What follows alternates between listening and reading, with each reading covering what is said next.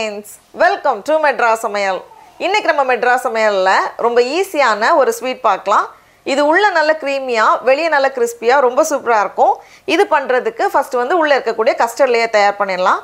அதுக்கு நான் இன்னைக்கு வந்து 2 டேபிள்ஸ்பூன் சோள மாவு எடுத்துர்க்கேன். ஒரு panல 2 டேபிள்ஸ்பூன் சோள மாவு, அப்படி இல்லனா 2 டேபிள்ஸ்பூன் கஸ்டர்ட் பவுடர் சேர்த்துக்கோங்க. கூடவே 4 டேபிள்ஸ்பூன் சர்க்கரை, 1/4 கப் சர்க்கரை, அப்புறமா 1/4 கப் போல பால் சேர்த்து ஃபர்ஸ்ட் இதை வந்து எந்தவித கட்டியும் இல்லாமல் நல்லா கரைச்சி வச்சிடலாம். கரைச்சதுக்கு அப்புறமா மீதி இருக்கிற பால் நம்ம சேர்த்துக்கலாம். மொத்தத்தில் 1 கப் பால், ஃபர்ஸ்ட் வந்து ஒரு 1/4 கப் சேர்த்தோம், அடுத்தது வந்து ஒரு 3/4 கப் இப்போ நான் சேர்த்துருக்கேன். சேர்த்துட்டு நல்லா கலந்ததுக்கு அப்புறமா தான் நம்ம ஸ்டவ் ஆன் பண்ணணும். இப்போ தான் நான் ஸ்டவ் ஆன் பண்ணுறேன்.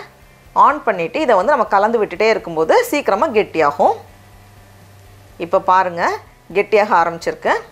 இந்த மாதிரி எல்லாமே சேர்ந்து வந்ததும் இதில் 2 டீஸ்பூன் போல் நெய் சேர்த்துக்கோங்க. அப்படி இல்லைனா நம்ம வெண்ணெயும் சேர்த்துக்கலாம். கூடவே வாசனைக்காக கொஞ்சமாக ஏலக்காய் தூள் சேர்த்துட்டு இதை வந்து ஒரு நிமிஷம் போல் நம்ம கலந்து விட்டுட்டே இருக்கலாம். இப்போ பார்க்குறப்போ கொஞ்சம் கெட்டியாக இந்த மாதிரி வந்திருக்கு. இந்த மாதிரி வந்ததும் நம்ம ஸ்டவ் ஆஃப் பண்ணிவிட்டு இதை ஓரமாக வச்சிடலாம், இருக்கட்டும். அடுத்தது வெளியே வைக்கக்கூடிய அந்த சேமியா லேயர் நம்ம தயார் பண்ணணும். அதுக்கு நான் இன்றைக்கி வந்து 100 கிராம் சேமியா எடுத்திருக்கேன். இது வந்து நம்ம கடையிலேயே ரோஸ்டட் சேமியான்னு கிடைக்கும்ல, அதுதான் எடுத்திருக்கேன். ரொம்ப மெல்லிஸாக இருக்கும்ல சேமியா, அது எடுத்துக்கோங்க. குண்டாக இருக்கிற சேமியா நமக்கு வேண்டாம்.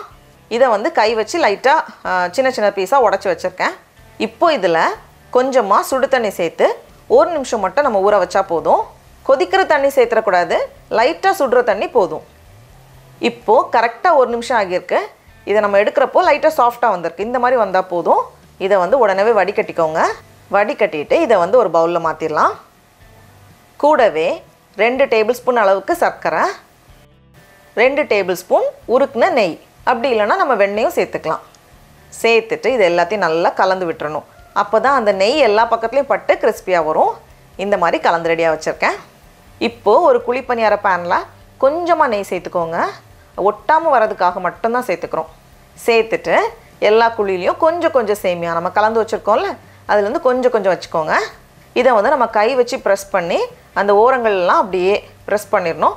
அப்போ அழகாக ஒரு குழி மாதிரி வரும்.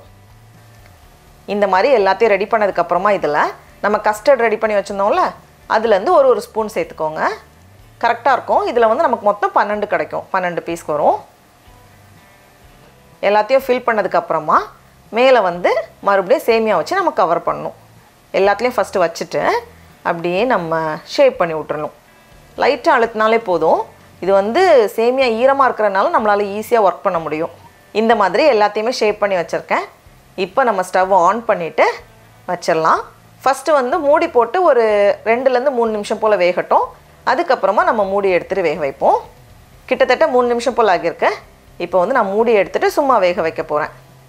இப்போது மொத்தத்தில் ஒரு 10 நிமிஷம் போல் ஆகியிருக்கு. நம்ம இதை வந்து திருப்பி போட்டுடலாம். இந்த மாதிரி கலர் வந்ததுக்கப்புறமா நம்ம திருப்பி போட்டோம் அப்படின்னா நல்லாயிருக்கும். எல்லாத்தையும் திருப்பிட்டு இன்னும் கொஞ்சம் நேரம் கூட வேகட்டும். கீழ்ப்பக்கமும் அந்த மாதிரி கோல்டன் கலர் வரணும். கீழ்ப்பக்கமும் நல்ல ஒரு கோல்டன் கலர் வந்திருக்கு. இதை வந்து மறுபடியும் ஒரு வாட்டி நம்ம திருப்பி போட்டுட்டு எடுத்துட்டோம் அப்படின்னா சூப்பராக வந்துடும். கலர் வந்து பார்க்குறதுக்கு அழகாக இருக்கும், வெளியே வந்து நல்ல கிறிஸ்பியாக இருக்கும். பாருங்கள், எல்லாமே ரொம்ப அழகாக ரெடியாக இருக்குது. இப்போ இதை எடுத்து நம்ம வெளியே வச்சிடலாம். அவ்வளோதான்.